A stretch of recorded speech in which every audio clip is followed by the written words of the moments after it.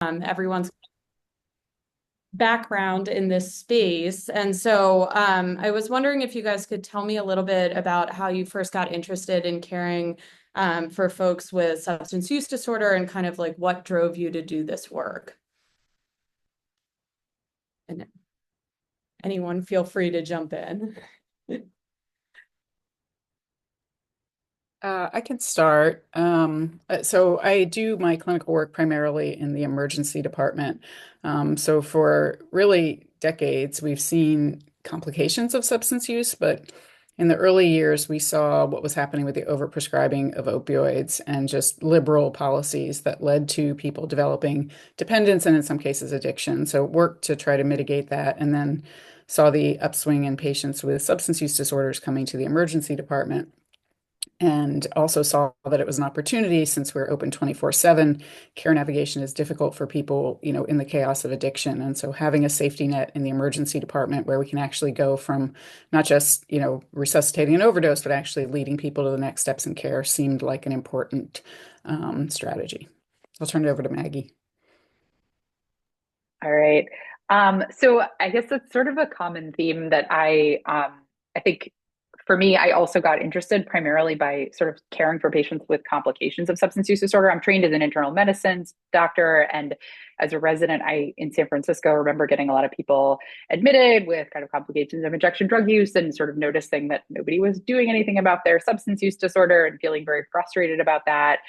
I ended up doing some elective work as a resident and in addiction medicine. And then after I graduated, actually worked clinically for a year in San Francisco doing some addiction care and being really excited about how powerful buprenorphine and other treatments were, but also sort of similarly frustrated that so few people actually got this really life-changing care. So I ended up coming back to Philly and doing some additional research training in kind of health services and care delivery and implementation science type of research that to sort of try to think about how we could build systems that would be able to deliver this care. And so I still, do a lot of that, but I see patients in kind of addiction medicine, primary care integrated clinic, as I think you said in the introduction. But a lot of my work also is sort of in thinking about how we can kind of break down barriers to care for people who aren't necessarily accessing care through traditional settings. And so some of this started by I worked with Prevention Point on their mobile unit for a number of years, doing street-based outreach, and really kind of learned a lot and was very steeped in this harm reduction way of doing things, which I've been interested in kind of bringing to the more traditional healthcare setting. Okay, give it to Jess. Thanks, Maggie. I think for me, I was always interested in HIV and infectious diseases. But I remember in residency, had a patient that was like acutely sick, thought she was septic, thought she needed to go to the ICU, but it ended up just being her withdrawal because we weren't managing it correctly. And I think that was a turning point for me to kind of recognize how bad the withdrawal can be. And then when I came to Penn for fellowship, I kept seeing endocarditis consults, people coming back with recurrent endocarditis, and we weren't addressing like the real reason for their medical problems, which was their substance use. And so I kind of did a slight detour and focused more on like infectious diseases secondary to substance use. Still doing a lot of HIV care. And so I do a lot of field work at Prevention Point, where I am like the HIV clinic medical director there doing like full HIV primary care. But even on the Penn side, still trying to really innovate and integrate ID and addiction care. Thanks, guys. Just that resonates with me since I think we followed a very similar path. But I think all of you guys really kind of mentioned barriers when and talking about kind of like what drove you to this work. And so I'm curious, kind of, what are the biggest barriers you face caring for patients with substance use disorder? And if you could tell us a little bit about some of like the specific work that you've done to address some of those barriers.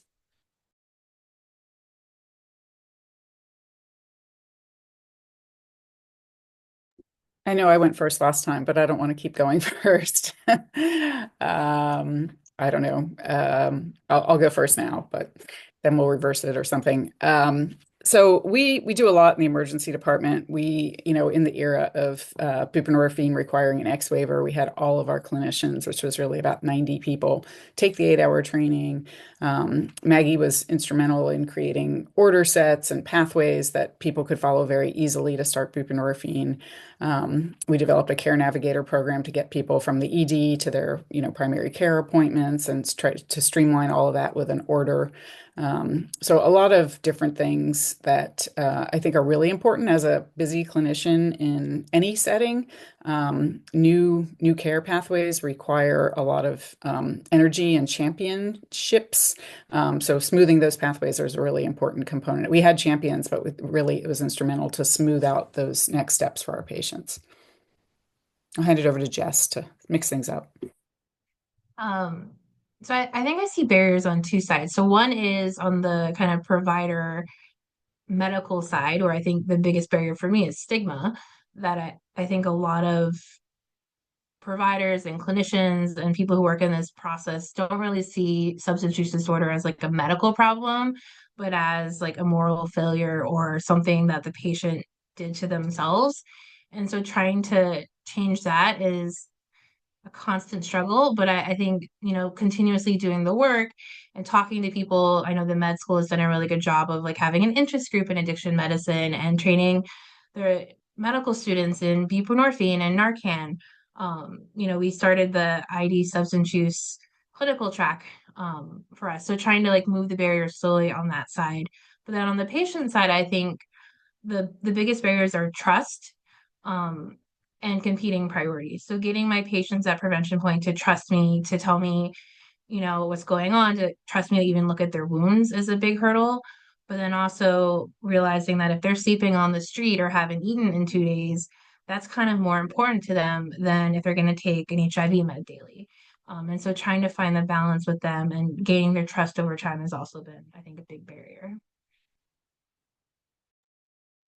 You guys summed it up really nicely. I mean, I think that what's been outlined is so important.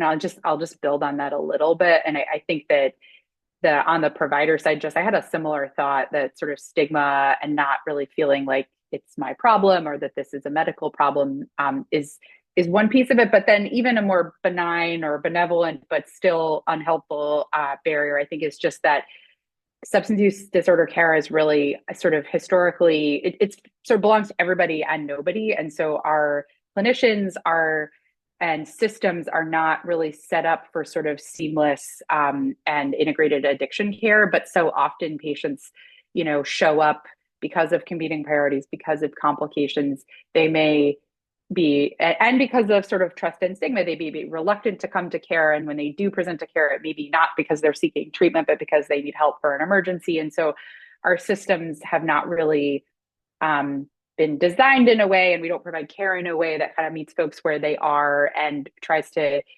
incorporate, treatment and harm reduction sort of across that care continuum. So I think some of the work that we've been doing, Jeanmarie spoke about the work in the ED. We've been working on kind of addiction consultation. Jeanmarie and my team has focused on building like a virtual bridge clinic. And I think all of us have worked in different types of low barrier models that try to meet patients where they are virtually or in person. But I think that's really important because we're just, if we wait for people to come to us, there's so many reasons why people are reluctant to seek care, and that we have not made it easy to seek care. But there's a lot of things that are sort of under our control as providers or as healthcare systems that I think can make patients feel more welcome, and also provide care like when and where they need it, and create a workforce that's equipped to do that.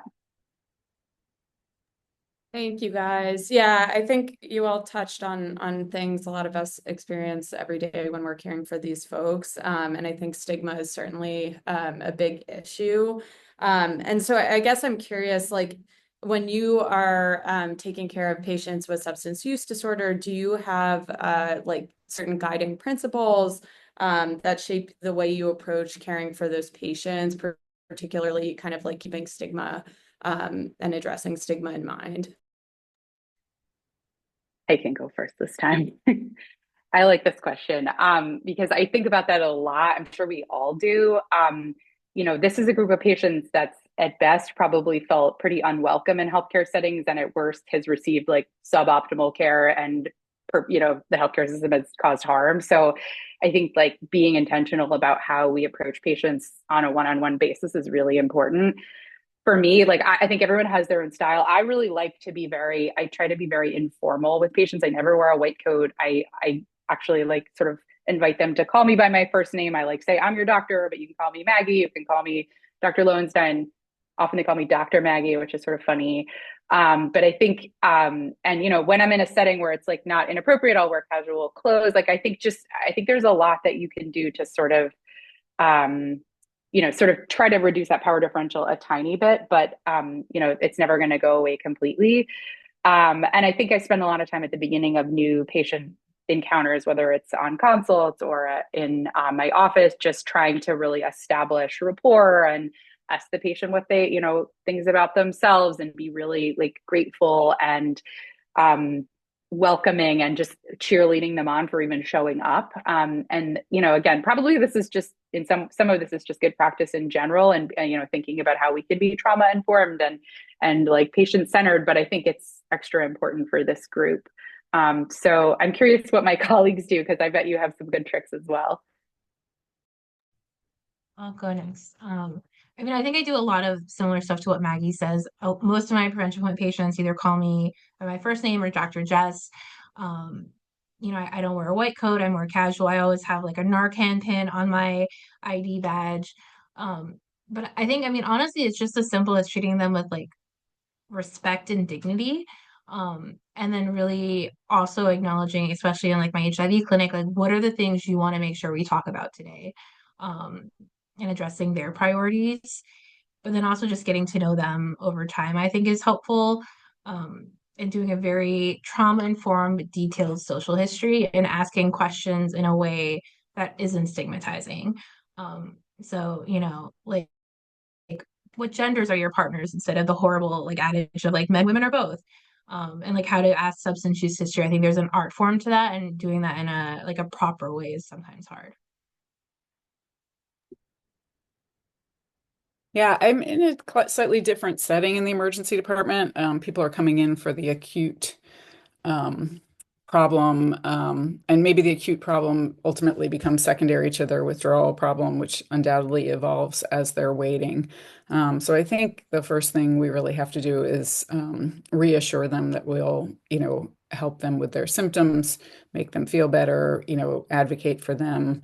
And then I often can't accomplish those early, history questions until people are feeling better. And so generally I'm, going in before or after a resident and saying, we're just going to work to make you more comfortable while we, look through your past records for right now, tell me what you need so we can, help you along. And that usually establishes rapport. I like to sit down if possible, just to kind of give them the, not standing over them on a bed when they're feeling so miserable.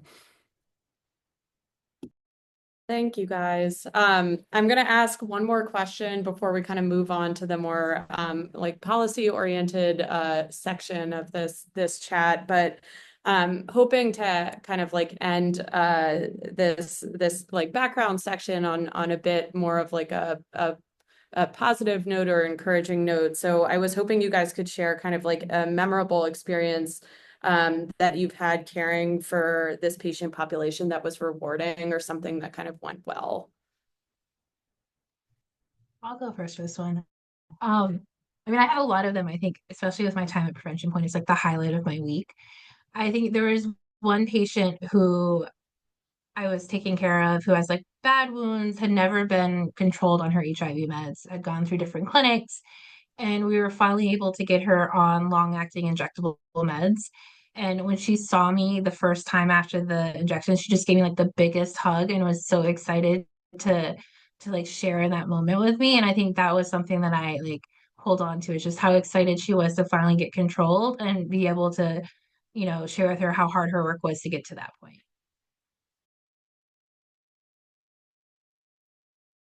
Go ahead, Maggie. I'll go last. Okay, I was going to say there's so many. I mean, I think sometimes when people hear, I'm sure you guys get this too. Some people hear that you do addiction medicine in Philadelphia, they're like, oh, like that must be really depressing. But actually, it's like I think I hope none of my primary care colleagues are on here because to me, like I think sometimes for primary care, like when you get someone's blood pressure controlled or you get their diabetes controlled, like they're happy, it's fine. Everyone's like, this is nice. But when you get someone's substance use disorder managed, it is like so life changing. They're reunited with family, they're working, they're housed, like all sorts of really incredible things. So to me, like there's so much fun in it.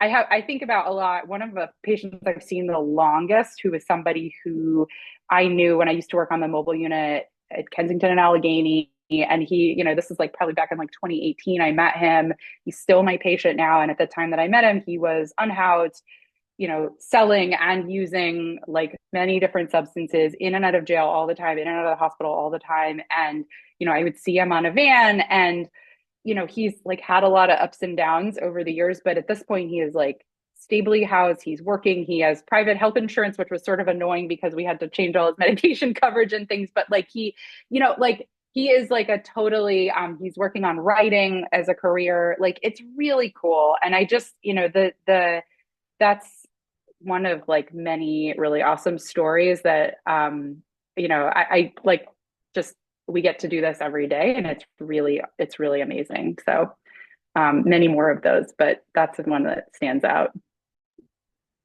Yeah, I'll just add, I can echo a little bit about long-acting injectables. We ran a clinical trial in the Presby Emergency Department doing the 1 week injectable of buprenorphine, and we just had so many wins, people getting immediately stabilized, coming back. Some of them are still engaged in primary care from that injection as kind of the gateway, which is really amazing. But I also just want to say, we have hired at our Center for Addiction Medicine and Policy about 14 people with lived experience. And they're probably, former patients of Maggie's and Jess's who are just amazing people. And to work side by side with people who have achieved that level of recovery and are such advocates is just an important part of the care continuum because they are critical to navigation and inspiring our patients. And I mean, they inspire me every day, but it's, I can't take credit for their recovery in most cases, but I can say that working side by side with them, they're just instrumental in the next steps we need to create in a framework for addiction care. Thank you guys so much. Yeah, I think it's like really just like so encouraging to see people doing well and seeing how they can support other people's recovery. So I think that's like a fantastic point. I'm gonna pass things over to Jess, who's gonna take over for the next section where we're gonna focus a bit on kind of like the changing landscape in Philadelphia and talk about some of like the policy implications. So over to you, Jess. Thanks so much, Kelly. Before I transition to those questions, something Dr. Perrone you said really struck me was thinking about kind of champions in your efforts to overcome barriers, implement new interventions. And then you also mentioned kind of the value of having colleagues with lived experience. For all the panelists, I'd love to get a sense of like how you identify those champions, how you empower them, and like how they've impacted your work. That was just a very interesting answer to me. In emergency departments, we've tried to make change in other places implementing programs like this, and without a champion, it's pretty hard to do. So I think other champions self-identify because of a connection to the work, because of a connection, a family lived experience, a sibling with substance use disorder, an uncle with alcohol use disorder. However they come, they come and they kind of come in the first few months of whatever initiative and like, I really appreciate this. I do you need help? And I should acknowledge Rachel McFadden is one of our nurses who has done tremendous work to change the culture in the emergency department. And it was pretty much a student harm reduction group that she was in when she was a nursing student who we met then, and then she landed in the ED as an ED nurse, and we partnered. I think it's probably been a decade. She's just been amazing, and it just really helps to have multidisciplinary team members so that you can tackle this from many different cohorts. And it's just, it makes it more fun, it makes it more interesting, and it makes it more successful. And just also to say that the peers, Maggie and I worked with one peer, or the first peer that was hired here, is still our program manager, runs our whole center, also self-identified as somebody who wanted to move the needle in this work and has bent over backwards to do anything and everything. So, amazing to identify people who want to go along with this. I'm just going to piggyback on that to talk a little bit more about the sort of, I guess, both pieces. But I think this particular individual, Nicole O'Donnell, that Jeanmarie mentioned, was our first peer in the ED, and I think was such an important part of the culture change, because there's like a few pieces of it. I mean, I think that like people hear about, patients feel more comfortable with people with lived experience, and I think that's very true. I think peers can connect with a patient in a way that's really different than a provider who can, or I mean, some providers have lived experience, but like a sort of generic provider. I think the other thing though is I think it really models recovery for the staff and the teams, and I think is like that's an equally important part of it. Seeing someone who identifies very openly as being in recovery and just like working magic. I mean, I think sometimes we put too much on peers and expect things that aren't realistic, but I think just like that act of sitting with someone, of connecting with them and making us stay easier. And like, Jess, you highlighted just like getting to know someone and treating them with respect, and watching someone with lived experience model that with a patient. I think it's like really an important, I don't know, we're in an implementation science talk. So I think that's a really important implementation strategy.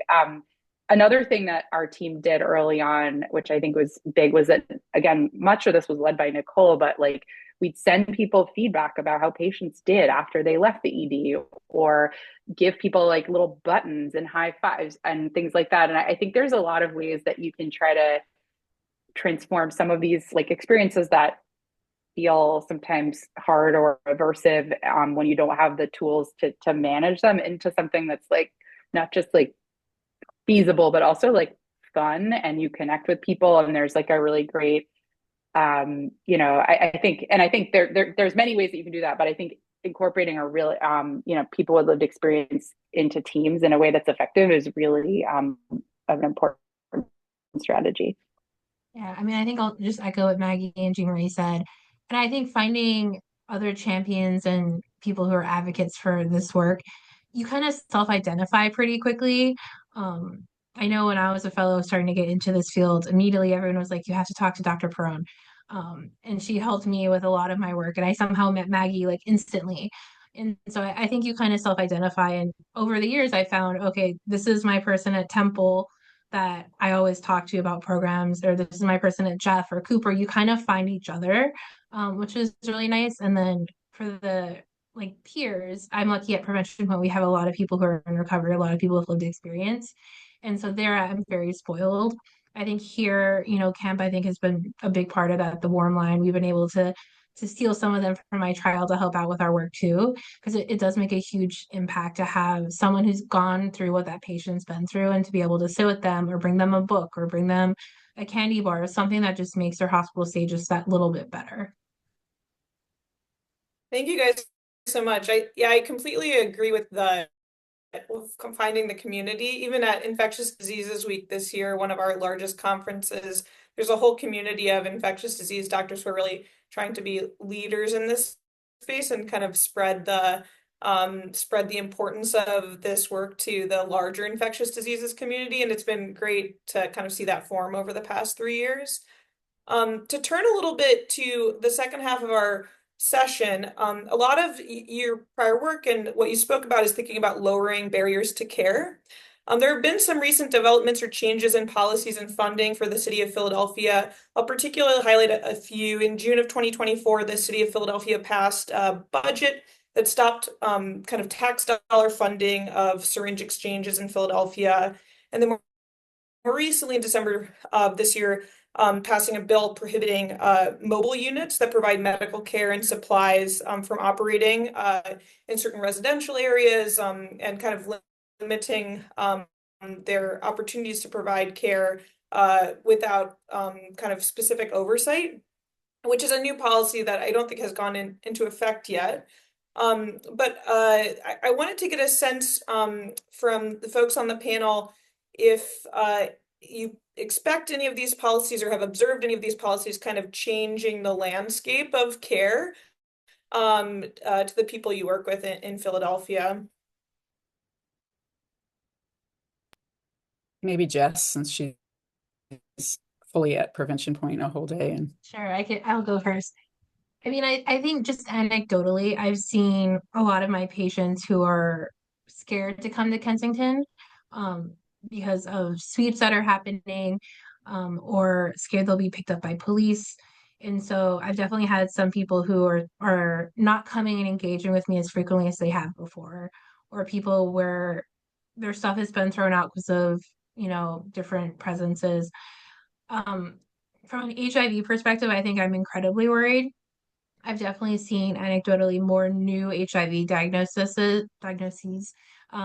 in recent months, and especially some patients who have told me, "Oh, I knew this would happen. I haven't been able to access new works as frequently as I was before." And so I think for me, we might not see the impact for, maybe a year or two down the road, but I'm definitely more worried about spreading HIV, Hep C, and hepatitis B.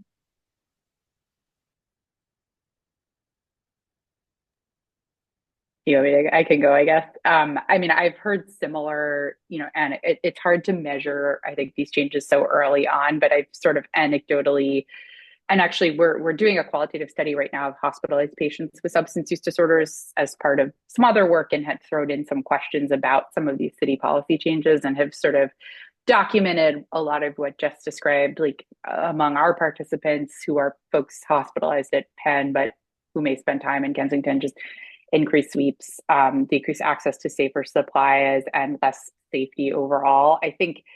I mean, totally worried about the increase in infections related to drug use. I think the other thing that is probably harder to measure, but I think important and concerning, is that, a lot of these sort of low threshold spaces and harm reduction oriented care models are really avenues into treatment for a lot of people. And, not everyone is necessarily going to access treatment, and, treatment might look differently as to different people. But I think because of some of the challenges in our more traditional healthcare spaces, and the things we've talked about, how people don't always feel welcomed or cared for, that's really been my experience, both working in these spaces and also doing research, is that's really the kind of active ingredient of some of these models, is like, a place where people feel safe to try things out, to troubleshoot, to just talk to someone about their problems. And I'm very worried that, in addition to the incredible toll and cost and all these things of the infections, which are probably going to are far more than the money that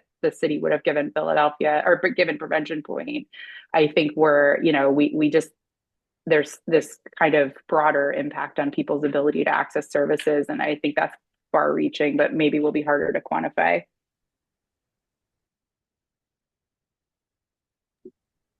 yeah, I guess I'd echo everything. It's scary to see this kind of, especially coming down on such an evidence-based policy or evidence-based intervention that we have, and not to mention all the challenges around syringe litter, which also is mitigated in syringe programs. So it seems to be the opposite of what, some of the council members and mayor's goals are.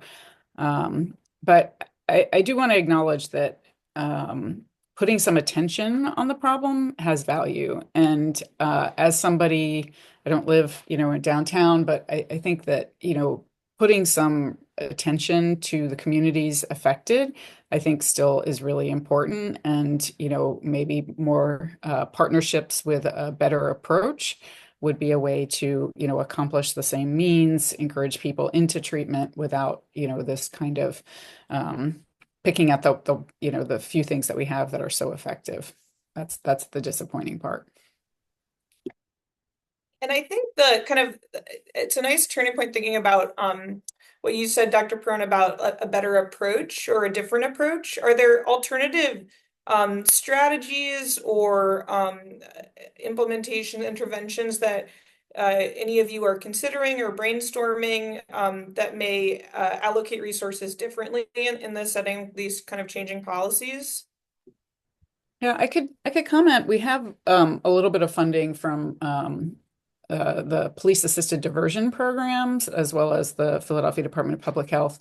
There are so many. I didn't have an appreciation for the cycle of incarceration, release, incarceration, release. So even if somebody, becomes stable on a medication, the logistics of, getting it while they're in jail and then disrupting some success. And so I do think partnering with the criminal justice system, diversion, drug courts, I have to say it's not popular, but some of my people in recovery tell me that they did get, achieve recovery in jail. So, it's not the approach we want, but some people are going to, it's like urine drug screening. We're very, we don't want to do urine drug screening, but some patients want urine drug screening. So there's a component of, accountability that can help people recover that I think, it's a spectrum, right? Everything's going to be different for each individual patient. But I think being able to intercept the criminal justice, person and creating a pathway into treatment that's low barrier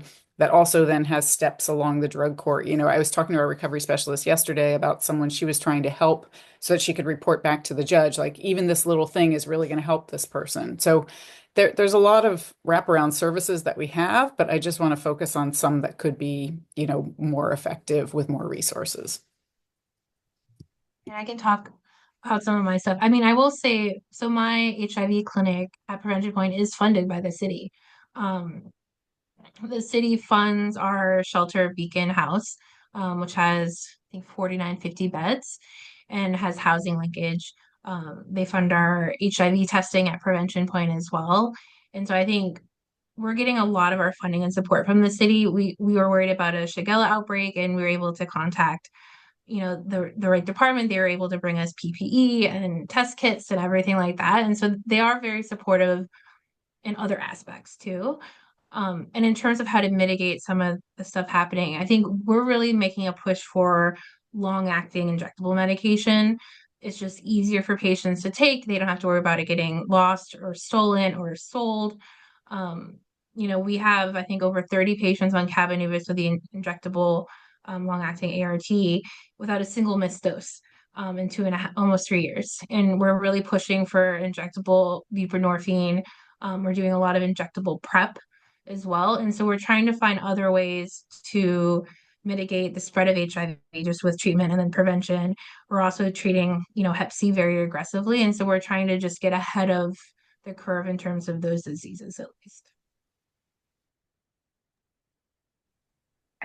I will add just a few things. I think you guys have said it nicely. I mean, I think sort of shoring up as many pathways as we can to access treatment and other services is like really critical, and using the partnerships that we have that you guys have outlined. I mean, I think right now in terms of some of the policies, the city policies and sort of what happens to people after sweeps and things, I think there's still I don't know that there's a totally clearly articulated plan. And so I do think that there's opportunity, in addition to what's been said, to think about, are there ways to bolster like housing supports and things like that. I think that, along with treatment without a stable source of housing, it's, I guess with or without treatment, I should say, I think that makes a lot of the problems worse. Public drug use, people out on the street. And just, obviously housing people makes them more likely to remain housed, and puts them into that continuum. So to the extent that there are plans that are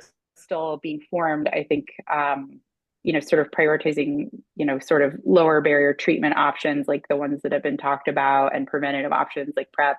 And then, I think thinking about ways we can support people into pathways that are going to help them longer term, I think is really important. And I'll say we have some partnerships, just I guess what we're doing, you asked as well, like we have some partnerships with Project Home, and some of our hospital discharge patients also go to Beacon House. And so that's been, one pathway that our team has used. But I think, thinking about how we can make those pathways more robust in the city is just a broader strategy. And, Dr. Lowenstein, you talk about kind of thinking about existing pathways, implementing new pathways. I'd love to hear your thoughts on uh, thinking about equity as you're developing a new pathway, or bolstering an existing pathway, and particularly thinking about kind of harm reduction and substance use care, and how there may be disproportionate resources to Hispanic or African American persons, and thinking about how to address that, or if you've observed that in your work. Yeah, it's such a good question. I think so our team, our camp Center for Addiction Medicine and Policy team sort of has been trying to think about this a lot, especially as it relates to West Philly. I think it was in like the 2020 into 2021 year where there was this huge spike in overdose deaths in West Philly, and over the last several years we've seen increase in overdose deaths among Black Philadelphians, to levels that are like higher than ever before, and that's sort of West Philly, North Philly areas that have historically have less access to treatment, and also I think in particular have been less like received less outreach and kind of harm reduction services and education and things like that. So I think one of the, like, to answer your question, like, so we've been thinking about it by we formed a community advisory board that has really been kind of leading a lot of the outreach work that we've done, our center does in West Philly. I'll give a big shout out to Jasmine Barnes, who has done a lot of the legwork for that, and continues to lead and form partnerships. And I think one of the things that we've learned from that work is just that, like, you have to be attentive to the community that you're working in. And we did this initial round of interviews, and I'll never forget this quote that somebody had that was like, you can park your mobile van in front of a crack house and nobody will go there because nobody wants to be seen standing in line for that. And I know it's sort of a flippant quote, but I think that it really was like, oh wow, yeah, we probably need to be thinking about what's going to be appropriate, and and what's going to actually feel accessible to people. So I think we've made a lot of efforts to partner with folks within West Philly, in particular organizations where if you say we're going to do a Narcan training, or we're going to teach you about fentanyl test strips or whatever, that might reach some folks. But if you work with organizations and they say, like, can you come do this for our people, that has worked much better. And so I think sort of making sure that some of these efforts are both like targeted, or we're trying to reach communities across the city, but also that they're sort of, we're being smart about how we try to reach people, I think is really important. Nationally, locally, all over, there are treatment gaps by race for opioid use disorder. And so I think that, that's sort of it's still a work in progress. It's something we still, I think, see within our own system, but trying to make sure that, like, people have general access to healthcare, trying to, like, think about where people are going, like the distribution of treatment options in the city is inequitable. And then, how friendly or welcoming and culturally appropriate those treatment options are is also variable. So there's that's a long answer with many, many complicated pieces, but I think, like, if we're trying to think about equity across this care continuum, treatment, harm reduction, outreach, all these pieces, we really need to be paying attention to those things.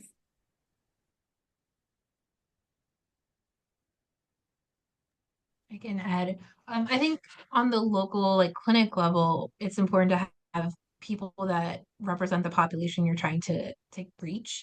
And so, we have Spanish speaking case managers, Spanish speaking front desk staff. We have, a very diverse group of people who work with us to try to help make that connection, but then also recognizing different risk factors. So if someone is more likely to smoke crack, how are you talking to them about harm reduction and preventing overdose versus someone who's maybe injecting fentanyl? And so trying to recognize the differences between that as well, I think, is helpful.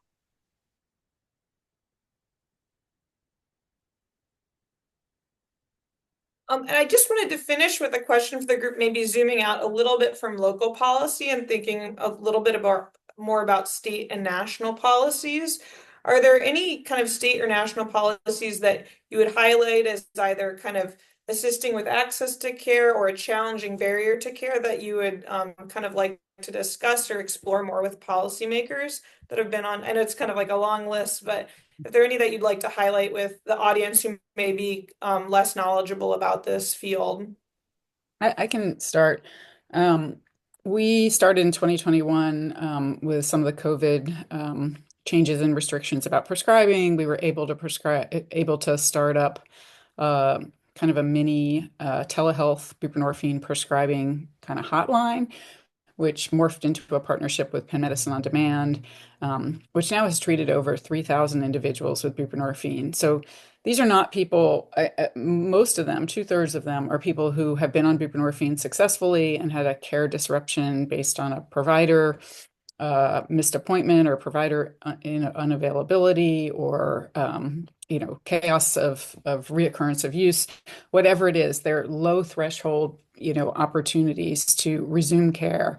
And in this era where it's so difficult to get people into substance use treatment, especially with buprenorphine, that missing the chance to get people back on medication is really, can lead to multiple weeks of hospitalization just to transition somebody back onto buprenorphine. So telehealth policies, which at the state level have been basically waived, but have not been made permanent. So we're hoping that, it's gotten extended many, many times. We're hoping that they're made permanent so that the states can actually invest in telehealth safety nets across the state. A state like Pennsylvania is a perfect place to create a statewide telehealth program. Illinois did it from Chicago and then across the whole state. Rhode Island has it. And, I think the reluctance in our state might be partly based on the temporary aspects of the telehealth programs. But if that is made permanent, we would love to partner with our colleagues at the University of Pittsburgh, the Lehigh Valley, Geisinger, and make a state telehealth program that can prevent these gaps and also serve the rural areas that, don't even have providers. So we don't want to resume people's or assume people's care. We just want to provide a safety net bridge. And there's really nothing easier than a virtual telehealth program. I'm sorry, that's my soapbox. No, that's wonderful. Thank you so much. Well, we hugely appreciate your guys' thoughtful responses. We do have about 13 minutes left, and so I'll turn it over to Kelly to review some of the questions in the chat and open up to some audience questions to finish. Yeah, thank you guys so much. I think that was like a fantastic discussion and I learned a ton. So I'm just going to go down, I think, from top to bottom for the questions that are in the chat. So the first question is from Angela Desmond, and she asked, for those of us who live downtown and encounter people with substance use disorder in our neighborhoods on a regular basis, is there anything you do as experts other than Narcan, CPR, and 911 if needed, or resources you can point me toward to help, not harm, in these encounters?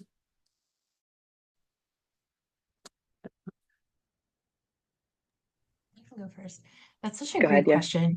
I think obviously carrying naloxone is like the biggest thing. If you live in Philadelphia, you should have it. There's a standing order, which is amazing. You can just go into a pharmacy and get it, or there's like online resources to get it for free mailed to you. I think treating them with dignity and respect, I can't say that enough. If it's super cold out, if there's a code blue, there's always a number from the city to call to have homeless outreach come out to them to help get them inside or get them into a warmer place. Giving them food is always the key thing. Pointing them to some of the, syringe exchanges or harm reduction organizations in the city, I think is helpful. But definitely naloxone, always naloxone.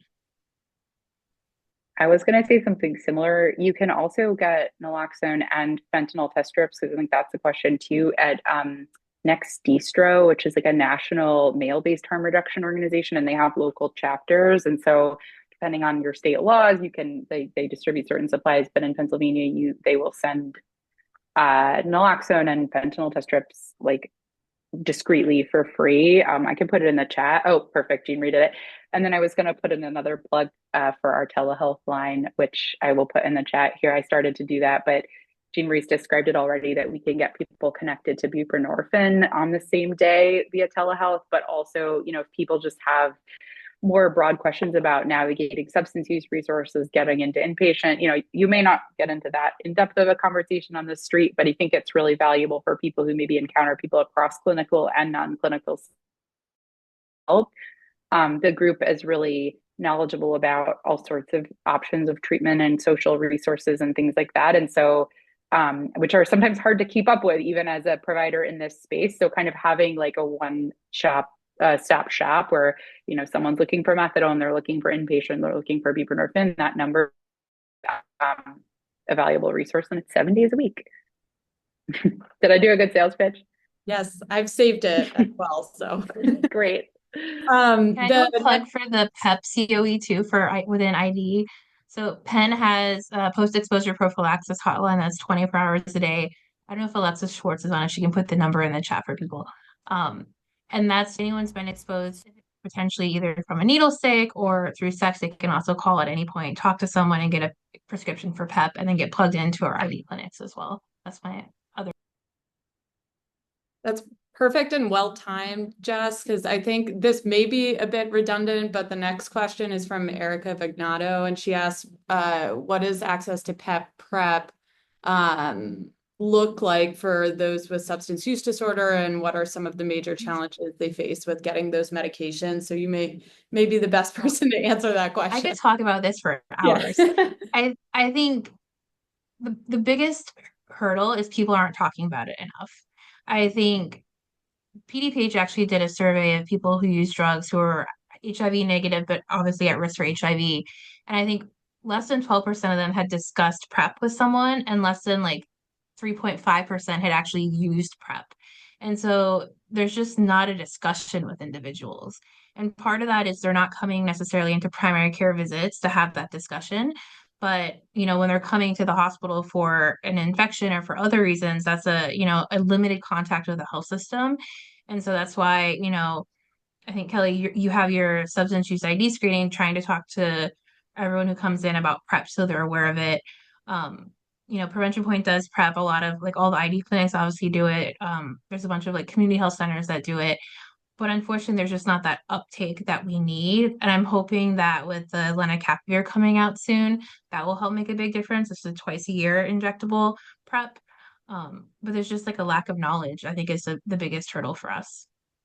Jess, this is like a personal question from me, but I've like found in a lot of my like PrEP discussions with folks with substance use disorder that I have a really challenging time getting like conveying like risk eligibility. And so I'm curious just like how you approach that conversation, and if like there's anything that you say that seems to be most effective. I think like Maggie has brought this up in the past, but I think part of the challenge is a lot of the folks I'm talking to at that moment are about to like enter kind of like rehab or like a detoxification program, and so trying to use that moment may not be like the ideal time to talk to someone about PrEP, but I'm just curious how you approach that. No, I agree. I think despite me just telling everyone to talk about it inpatient, it is a struggle.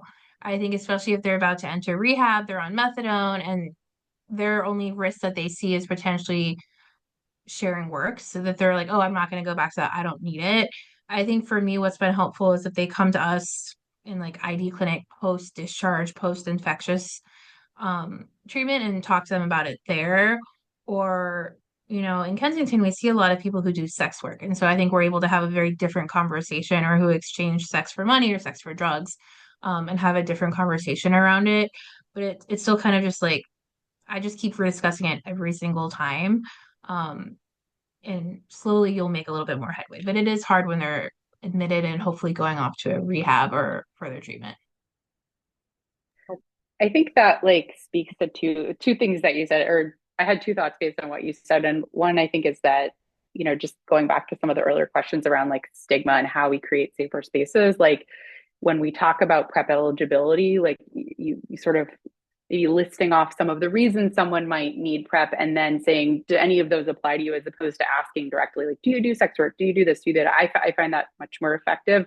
Eventually, some of these things may come out, and like, but part of building trust is sort of moving at the pace that people feel comfortable with, and not sort of putting people on the spot to disclose things that they then might just be like, nope, instead of having a more open conversation. And then the other thing that it made me think of as an important strategy is just some of these like low barrier spaces, which I think, where people can kind of walk in, and, people's motivation or need or interest in these things is going to wax and wane, and as is their substance use, because it's a chronic disease that may or may not go in and out of remission. And so I think spaces where people can walk in and receive care without a lot of hurdles is like another thing that's really a facilitator for PrEP uptake. Because if if like substance use may be chaotic and it may not be the kind of thing you're sort of going to be able to plan for, and when you need it, you need it.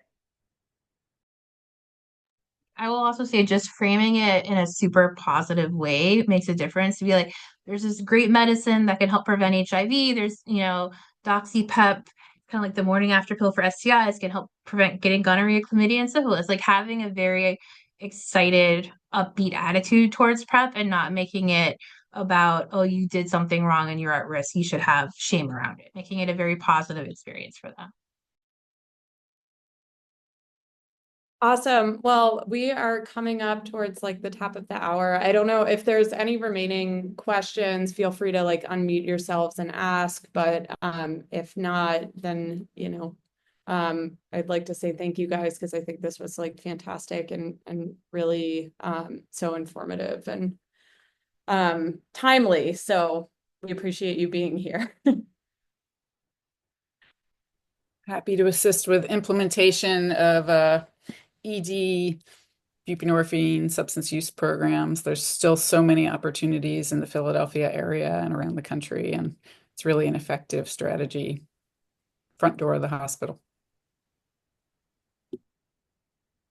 Awesome. And this was a fantastic session. I'd like to thank our wonderful moderators and amazing speakers. Thank you for sharing your experience and providing insights.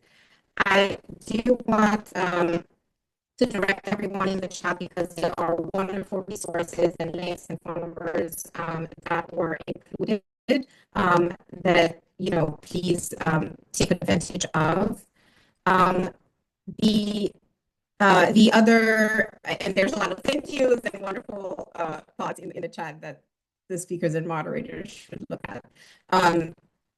But before we close, I really wanted to say that I see this discussion as sort of the stepping stone to thinking of next steps. Particularly when thinking of the potential rise of HIV, Hep C, and other infections in the city, there is a lot of expertise, whether it's community-based or related to academia and the health department. I think it would be great for us to continue engaging in this conversation. We were hoping to have an in-person event in the spring. So you will receive after this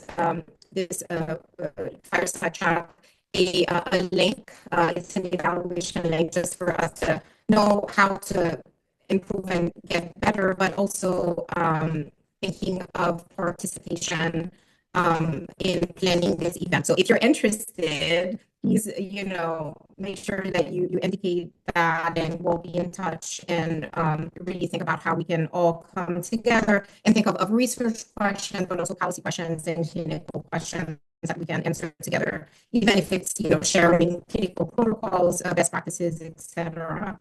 I think it would be great. So once again, thank you all for being present, and thanks again to the amazing moderators and speakers.